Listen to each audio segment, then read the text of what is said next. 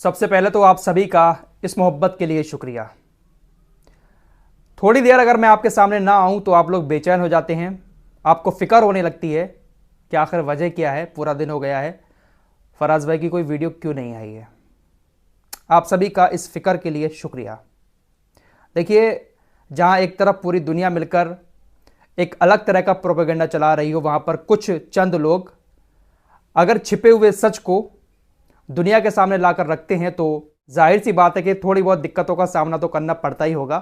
फिलहाल आप सबकी दुआ और मोहब्बत ऐसे ही बनी रहे, हम ऐसे बेबाकी के साथ आगे बढ़ते रहेंगे। फिलहाल अब सब कुछ ठीक है और एक नई रिपोर्ट लेकर एक बार फिर हम आपके सामने हाजिर हो चुके हैं। चैनल पर पहली बार आए हैं, चैनल को सब्सक्राइब करके हमारे साथ जुड़ जाएं और ऐसे ही प्यार मोहब्बत और सपोर्ट करते रहें। इंशाअल्लाह बेबाकी के साथ सारे छिपे हुए सच आपके सामने हम लाते रहेंगे। पहली और बड़ी खबर यह है कि कई सारे इस्लामिक देश जो अब तक अमेरिका को मदद कर रहे थे यमन के ऊपर हमले करने में, अपने एयरबेस को, अपने एयर स्पेस को अमेरिका को इस्तेमाल करने की इजाज़त दे रहे थे, जिसका इस्तेमाल करके अमेरिका यमन के ऊपर हमले कर रहा था। लेकिन पिछले एक हफ्ते से कोई ऐसी खबर नहीं आई है कि अमेरिका और ब्रिटेन की वायुसेना ने यमन के ऊपर कोई हवाई हमला किया हो। इसकी सबसे बड़ी वजह यह है कि कतर, यूएई, ओमान और कुवैत ने अमेरिका को अपने एयरबेस और एयर स्पेस को इस्तेमाल करने पर रोक लगा दी है। कतर, कुवैत, यूएई और ओमान के एयरबेस को इस्तेमाल करके अमेरिका अब यमन के ऊपर हमले नहीं कर पाएगा। इस बात की जानकारी खुद अमेरिका के अधिकारियों ने पॉलिटिको को दी है। अमेरिकी अधिकारियों ने पॉलिटिको को बताया कि अरब देश इस टाइम अमेरिका का समर्थन करके ईरान और अपने देश की आबादी को नाराज नहीं करना चाहते हैं। जिन अरब देशों के एयरबेस का इस्तेमाल हम कर रहे थे, उन देशों की आबादी भी अपने देश की सरकार से नाराज हो रही है, साथ ही साथ ईरान भी नाराज हो रहा था। इसलिए उन्होंने हमें रोक दिया है कि आप हमारे एयरबेस को इस्तेमाल ना करें। दोस्तों, जब किसी देश का राजा निकम्मा हो जाए, गुलाम बन जाए, तो वहां की जनता उसको जगाने का काम करती है। ऐसा ही कुछ अब इन अरब देशों की जनता कर रही है। बड़ी खबर जॉर्डन से आ रही है। जॉर्डन की सरकार भी इस वक्त पूरी तरह से यहूदियों और अमरीकियों की गुलाम बनी हुई है, लेकिन वहां की जनता अपनी जॉर्डन को जगाने का काम कर रही है। आप सभी को पता ही है कि हुतीज ने लाल सागर में इजराइल के जहाजों को रोक दिया है, जिसके बाद जॉर्डन के ट्रक, सऊदी अरब के ट्रक रोड के रास्ते बहुत सारा सामान इजराइल तक पहुंचा रहे हैं। जिस रोड के जरिए जॉर्डन होकर जॉर्डन के ट्रक इजराइल में सामान लेकर जा रहे हैं, जॉर्डन की जनता ने उस रोड को ब्लॉक कर दिया। जॉर्डन के मुसलमान सड़कों पर उतर आए और उस रोड को ब्लॉक कर दिया, जिस रोड से ट्रकों के जरिए इजराइल तक खाना पहुंच रहा था। तो अब जनता, इस्लामिक देशों की जनता, इस्लामिक देशों के मुसलमान, इन्होंने मोर्चा संभाल लिया है। गुलाम देश नहीं है, बल्कि गुलाम उस देश को चलाने वाले हुक्मरान हैं, जबकि जो उन देशों की जनता है, जो मुसलमान हैं, वो पूरी तरह से फिलिस्तीन के सपोर्ट में है।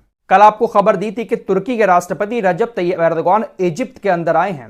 12 साल के बाद तुर्की का कोई राष्ट्रपति इजिप्ट के अंदर आया, अपने संबंधों को अच्छा कर लिया, लेकिन उम्मीद थी कि शायद हो सकता है कि इजिप्ट में आकर इजिप्ट को थोड़ा बहुत भरोसा दिलाएं, थोड़ा सा हौसला दें कि आगे बढ़िए, रफा के लोगों को बचाइए, गाजा के लोगों को बचाइए।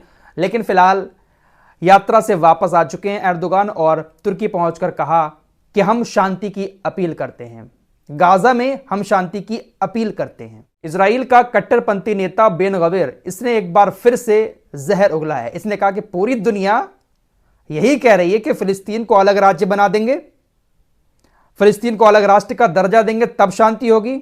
ऐसा कभी नहीं हो सकता। मेरे जीते जी फिलिस्तीन को मैं अलग राज्य का दर्जा नहीं देने दूंगा। बेंजामिन नेतन्याहू का बेटा अमेरिका के फ्लोरिडा के अंदर मौज मस्ती कर रहा है। एक बार फिर से बेंजामिन नेतन्याहू के बेटे की कुछ तस्वीरें वायरल हुई हैं, जहां पर मस्ती के साथ ये चाय पीता हुआ नजर आ रहा है, मजे करता हुआ नजर आ रहा है। लोग अब बेंजामिन नेतन्याहू को घेर रहे हैं कि पूरी दुनिया के भाड़े के सैनिकों को बुलाकर गाजा के अंदर बेंजामिन नेतन्याहू उतार रहा है, गाजा के लोगों को मारने के लिए। इजराइल के यहूदी जो रिजर्व सैनिक हैं, जिनको सही से गोली चलानी भी नहीं आती, उनको गाजा के अंदर उतार दिया। लेकिन अभी तक अपने बेटे को बेंजामिन नेतन्याहू ने गाजा में क्यों नहीं बुलाया है? मेरे दोस्तों, नवंबर में भी जब जंग शुरू हुई थी तब भी बेंजामिन नेतन्याहू के बेटे की कुछ तस्वीरें बीच पर मस्ती करते हुए वायरल हुई थीं।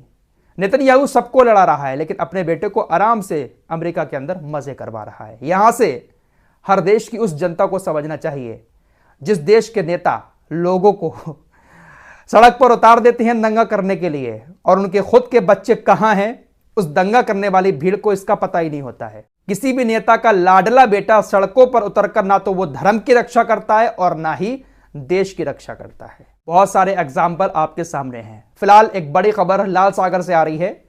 ईरान से कुछ हथियार एक बार फिर से यमन की तरफ जा रहे थे, जिसको अमेरिका ने लाल सागर में पकड़ लिया है। ईरान से एक जहाज कुछ एडवांस वेपन लेकर यमन की तरफ जा रहा था, जिसको अमेरिकी तटरक्षकों ने लाल सागर में पकड़ लिया है। इससे पहले भी अमेरिकी तटरक्षक एक जहाज को पकड़ चुके हैं जो ईरान से यमन की तरफ एडवांस वेपन लेकर आ रहा था। दोस्तों, कुछ हैकर्स ने जो कब्जे वाला फिलिस्तीन है, जहां पर इजरायली सेना का कब्जा है, उस जगह पर यहूदी रहते हैं, तो कुछ डिलीवरी करने वाली कंपनियों को हैक कर लिया। हैकर्स ने इजरायली यहूदियों को परेशान करने के लिए कई सारी डिलीवरी करने वाली कंपनीज की वेबसाइट को हैक किया। हैक करने के बाद उन्होंने जो एड्रेस था उसको चेंज कर दिया। मिसाल के तौर पर मेरे एड्रेस पर कोई कोरियर आना था, हैकर्स ने उस एड्रेस को चेंज कर दिया, वो कोरियर कहीं और पहुंचा। इस तरह से बहुत ज्यादा परेशान हैकर्स ने इजराइल की डिलीवरी कंपनी को किया। देखते ही देखते अफरा तफरी मच गई। किसी का कोरियर कहीं पहुंच रहा था और किसी का कोरियर कहीं पहुंच रहा था, सबका पता अदला बदली कर दिया। बड़ी खबर अमेरिका से आ रही है। अमेरिका ने घोषणा की है कि वो इस वक्त राष्ट्रीय सुरक्षा के खतरे का सामना कर रहा है। CNN की रिपोर्ट के मुताबिक रूस ने बहुत ज्यादा चिंता पैदा कर रखी है। कल यूक्रेन ने रूस की नौसेना के एक युद्धपोत को डुबो किया दिया है कि रूस लगातार बड़ी बड़ी बदले की धमकियां दे रहा है। अमेरिका ने घोषणा की है कि जो सैटेलाइट में हमारी बहुत सारी खुफिया चीजें घूम रही हैं, रूस के निशाने पर हमारी वो सारी खुफिया चीजें हैं। रूस के पास एक ऐसा हथियार है जिसकी नजर हमारी खुफिया चीजों को नष्ट करने पर अंतरिक्ष में लगी हुई है। हमारी राष्ट्रीय सुरक्षा के लिए रूस एक बहुत बड़ा चिंता का सबब बना हुआ है। चिंता इस वक्त ब्रिटेन के प्रधानमंत्री ऋषि सुनक को भी बहुत ज्यादा सता रही है, क्योंकि जापान के बाद अब ब्रिटेन भी मंदी की चपेट में आ चुका है। पिछले 3 महीने में ऋषि सुनक के कार्यकाल में 0.3% ब्रिटेन की GDP गिर चुकी है। अपने देश की हालत खराब है, अपना देश संभाला नहीं जा रहा है और दूसरे के फटे में ये लोग टांग अड़ा रहे हैं, अपनी आर्मी को बेच रहे हैं, बड़ी बड़ी धमकियां दे रहे हैं, ऐसा कर देंगे वैसा कर देंगे। वो जो नशा था ना बादशाही का, दुनिया पर ब्रिटिश हुकूमत ने जो राज किया था ना, उसका नशा अभी भी औलादों के सर से उतरा नहीं है। इसीलिए बड़ी बड़ी बातें दुनिया के सामने करते रहते हैं, जबकि खुद के अंदर कंगाली छाई हुई है। फिलहाल इस रिपोर्ट में इतना ही, और भी कुछ अपडेट आ रहे हैं, आपको अगली वीडियो में बताएंगे। तब तक के लिए अपना ख्याल रखिए। अल्लाह हाफिज।